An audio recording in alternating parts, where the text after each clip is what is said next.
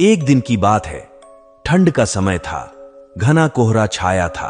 सारे लोग जल्दी कार्यालय का काम खत्म करके घर की तरफ निकल रहे थे। नाना जी उस समय के बड़े अधिकारियों में से एक थे। वे उस समय के उच्च वर्ग के लोगों में एक अमीन का काम करते थे।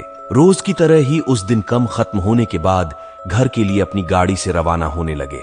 रास्ते में उन्हें हाट से कुछ सामान भी लेना था, तो वे और साथियों से अलग हो गए। उन्होंने घर की कुछ जरूरत के सामान लिए और गाड़ी आगे बढ़ा दी। आगे जाने पर उन्हें कुछ मछली बाजार दिखा और वे मछली खरीदने के लिए रुक गए। ताजी मछलियां लेने और देखने में टाइम ज्यादा ही गुजर गया। उनकी जब अपनी घड़ी पर नजर गई तो उन्हें आभास हुआ कि आज तो घर जाने में बहुत देर हो जाएगी और ये सब लेकर घर पहुंचने में काफी समय लग जाएगा। फिर यही सब सोचकर उन्होंने सोचा कि क्यों ना जंगल के रास्ते से निकला जाए तो जल्दी पहुंच जाऊंगा। तो उन्होंने अपना रास्ता बदला और जंगल की तरफ अपनी गाड़ी को घुमा लिया। समय 11 बज चुका था। गाड़ी तेज रफ्तार से आगे बढ़ रहा था। तभी अचानक तेज ब्रेक के साथ गाड़ी को रोकना पड़ा। उनकी गाड़ी के आगे एक औरत जोर जोर से रो रही थी। उन्होंने सोचा, इस वीराने में ये औरत क्या कर रही है। उन्हें लगा कि कोई मजदूर की पत्नी होगी जो नाराज होकर घर छोड़कर जंगल में भाग आई है। तो उन्होंने उससे पूछा कि यहां जंगल में तुम क्या कर रही हो। लेकिन उसने कोई जवाब न देकर और जोर जोर से रोने लगी। सारे जंगल में रोने की सिसकियां गूंजने लगी। फिर नाना जी ने पूछा, तुम्हारा घर कहां है? लेकिन वो कुछ भी ना बोली। तब नाना जी ने कहा कि आज चलो मेरे घर में रहना, सुबह सुबह अपने घर चली जाना।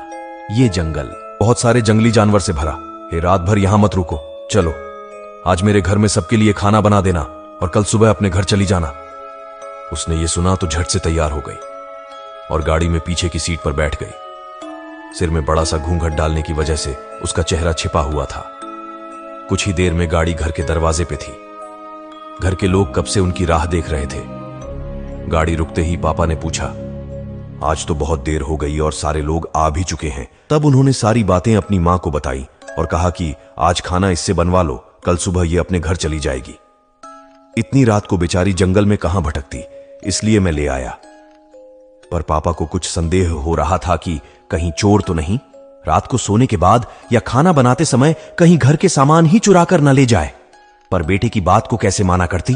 उन्होंने उस औरत को कहा, देखो आज तो मैं रख ले रही हूं, लेकिन कल सुबह होते ही यहां से चली जाना और जाओ रसोई में ये सामान उठाकर ले जाओ और खाना बना दो। उसने फिर से जवाब नहीं दिया।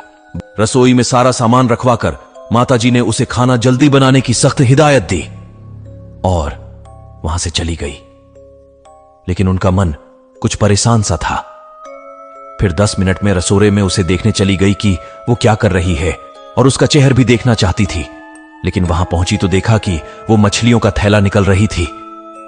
उन्होंने बहुत जोर से गुस्से में कहा, यहां सब खाने का इंतजार कर रहे हैं और तुम अभी तक मछलियां ही निकल रही हो, कल सुबह तक बनाओगी क्या?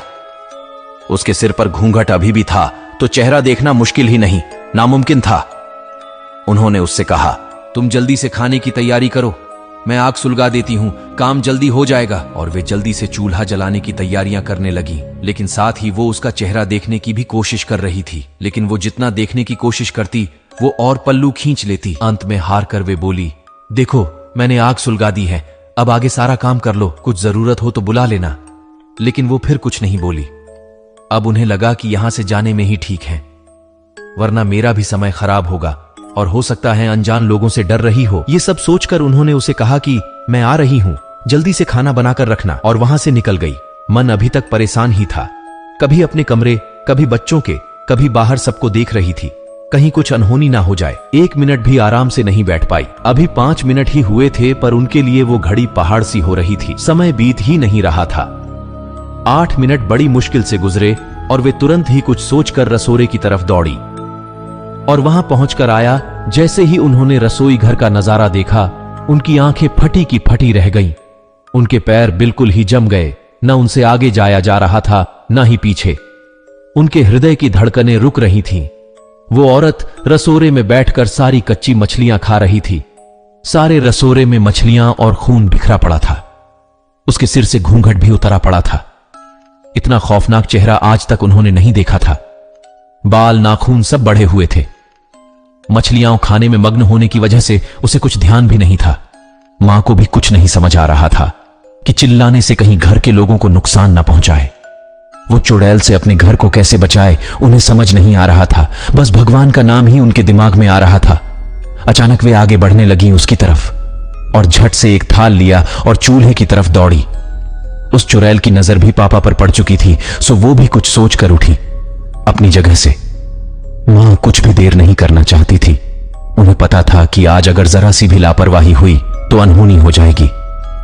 उस चुड़ैल के कुछ करने से पहले ही उन्हें चूल्हे तक पहुंचना था और चूल्हे के पास पहुंचकर उन्होंने जलता हुआ कोयला थाल में भर लिया और चुड़ैल की तरफ लेकर जोर से फेंका। आग की जलन की वजह से वो अजीब सी डरावनी आवाजें निकालने लगी। अब तो उसकी आवाजें बाहर भी जा रही थीं। सारे लोग बाहर से रसोड़े की तरफ भागे। लोगों की भीड़ को ठेलती हुई वो बाहर जंगल की तरफ भाग गए और सारे लोग ये मंजर देखकर डरे सहमे से खड़े थे और मन ही मन माताजी की हिम्मत की दाद दे रहे थे। तो ऐसे छूटा चुड़ैल से पीछा